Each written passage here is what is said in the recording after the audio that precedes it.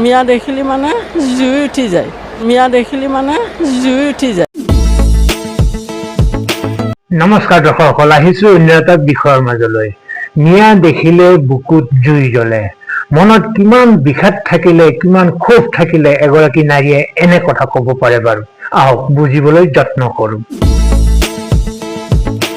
মানে ৰাতি ঘৰ জ্বলাই দিছে আৰু মানুহখিনি পলাই ক'ৰবাত কিবা খেৰ পুঁজিৰ তল বা হেঙাৰ চেঙাৰ তলত মানে লুকাই থাকিল মানে মানুহখিনি।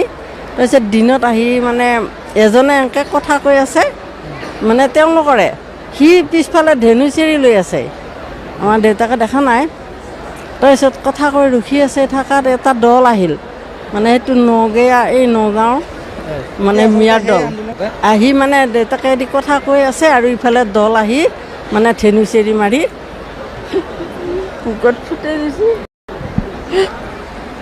সেনেকৈ পলাই গৈছিল, ভগালী ঘৰত আছিল, তাতে যাই ঘৰৰ ভিতৰত দুলিৰ ভিতৰত সোমাই ৰাখিছিল সিহঁতে।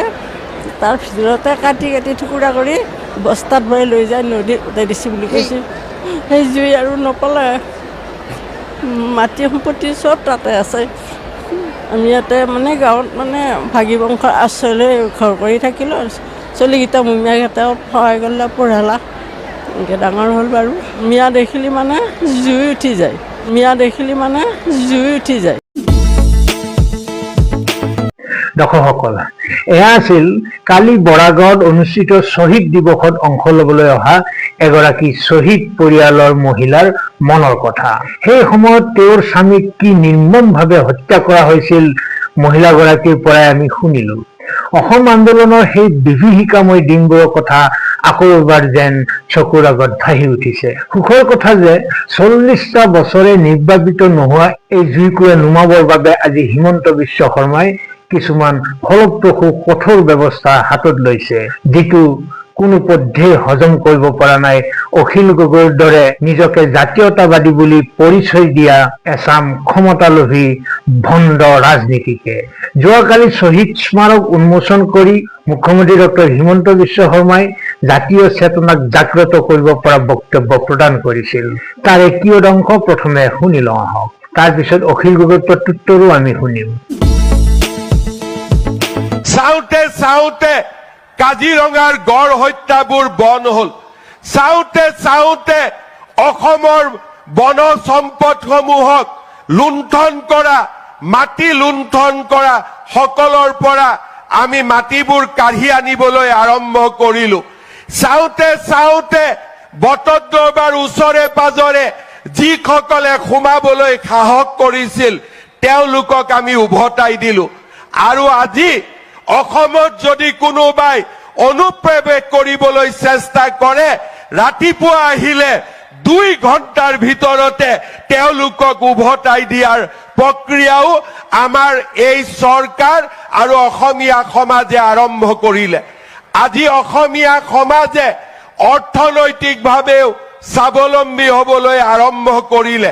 আজি আমি এখন নতুন অসমৰ সপোন, যিখন অসমৰ সপোন 860 গৰাকী শ্বহীদৰ আত্মত্যাগৰ ভেটিত নিৰ্মাণ কৰা এখন আমি সৰ্বাংগ সুন্দৰ অসম, স্বাভিমানেৰে পৰিপূৰ্ণ অসম, এখন নতুন অসম নিৰ্মাণৰ বাবে আজি আমি আগবাঢ়িব পাৰিছো।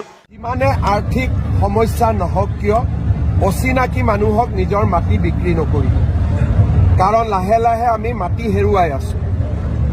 আমাৰ ব্যৱসায়িক প্ৰতিষ্ঠান বা আমাৰ উদ্যোগত অচিনাকি মানুহক চাকৰি নিদিব আৰু আমাৰ খেতি পথাৰবোৰত খেতি কৰিবলৈ অচিনাকি মানুহক মাটিলৈ নানিব, কাৰণ তেওঁলোকে এবাৰ অহাৰ পিছত তেওঁলোকে তেওঁলোকৰ যিটো পৰিকল্পনা তাক বাস্তৱত ৰূপায়ণ কৰে আৰু এসময়ত গৃহস্থকে তেওঁলোকে খেদি পঠিয়ায়।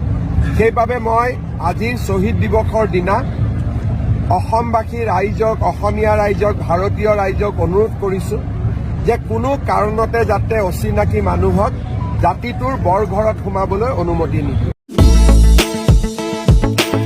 দৰ্শকসকল, মুখ্যমন্ত্ৰীগৰাকীৰ ভাষ্যত বাৰু কিবা সাম্প্ৰদায়িকতাৰ কথা আছেনে? হিন্দু মুছলমানৰ নামমাত্ৰ উল্লেখ আছেনে তাত? আমি তেনেধৰণৰ একো নেদেখিলেও কিন্তু অখিল গগৈ ঠিকেই দেখিছে। আহকচোন তেওঁ কি কৈছে শুনি লওঁ। মানে মুখ্যমন্ত্ৰীয়ে যি কথাই নকওক লাগিলে এইবাৰ মুখ্যমন্ত্ৰীয়ে কেৱল নিজৰ হিমন্ত বিশ্ব শৰ্মাৰ অস্তিত্ব ৰক্ষাৰ যুঁজত নামিছে। মুখ্যমন্ত্ৰীয়ে বুজি উঠিছে যে বিৰোধী একলগ হৈ গ'লে অসমত এবাৰ বিজেপিৰ আৰু হিমন্ত বিশ্ব শৰ্মাৰ সান্দহ খোৱা পালি তল যাব, আৰু সেই কথাটো বুজি উঠিয়ে তেখেতে ইয়াক হিন্দু মুছলমানৰ ৰাজনীতিলৈ পৰ্যবক্ষিত কৰিবৰ কাৰণে অপচেষ্টা কৰিছে। মই ভাবো যে অসমৰ মুখ্যমন্ত্ৰীৰ আজিৰ শ্বহীদ দিৱসৰ যি বক্তব্য, সেই বক্তব্য হ'ল এটা পলিটিকেলি মটিভেটেড, ৰাজনৈতিকভাৱে উদ্দেশ্য প্ৰণোদিত আৰু ৰাজনৈতিকভাৱে 2026ৰ কাৰণে কৰা প্ৰস্তুতি। মুখ্যমন্ত্ৰীৰ এনেকুৱা বক্তব্যই শ্বহীদসকলৰ প্ৰতি অপমান কৰিছে আৰু শ্বহীদসকলক বা অসমৰ জাতীয় জীৱনৰ কাৰণে ত্যাগ স্বীকাৰ কৰা অসমৰ বীৰ শ্বহীদসকলৰ লৈ তেওঁ যে ব্যক্তিগত স্বাৰ্থ, RSS আৰু বিজেপিৰ আৰু হিমন্ত বিশ্ব শৰ্মাৰ যে সাম্প্ৰদায়িক ৰাজনীতিৰ স্বাৰ্থ পূৰণ কৰিব খুজিছে, এইটোকে আজি প্ৰমাণিত কৰিলে। দৰ্শকসকল, অখিল গগৈৰ ভাষ্যও আপোনালোকে শুনিলে। মানুহে যে ক্ষমতাৰ বাবে জাতীয় স্বাৰ্থকো অকাতৰে জলাঞ্জলি দিব পাৰে, অখিল গগৈয়ে যেন তাৰ উৎকৃষ্ট উদাহৰণ। তেওঁ সেই মহিলাগৰাকীৰ 40 বছৰে জ্বলি থকা জুইকুৰাৰ উত্তাপ অনুভৱ কৰিব পৰা নাই, কিয়নো তেওঁ এতিয়া ক্ষমতাৰ ৰাগীত অন্ধ। দৰ্শকসকল, বিশেষ দীঘলীয়া নকৰো। এনেবোৰ কথা শুনাৰ পিছত, দেখাৰ পিছত মনবোৰ বিষণ্ণ হৈ পৰে। আচলতে এনেবোৰ কথা চৰ্চা কৰিবৰেই মন নাযায়, কিন্তু উপায়ো নাই, চাপৰিলেতো মেঘ নেৰাই। এনেবোৰ কথা আমি মানুহৰ আগলৈ লৈ যাব লাগিব। কাৰ কি চৰিত্ৰ সেইবিলাক উদঙাই দিব আমি লাগিবই, কাৰণ নহলে জাতিটো এনেকৈয়ে চিৰদিন সংকটৰ গৰাহতেই পৰি থাকিব। আপোনালোকৰ অনুভৱ নিশ্চয় কমেণ্ট বক্সত লিখিব। এৰিছো, ধন্যবাদ।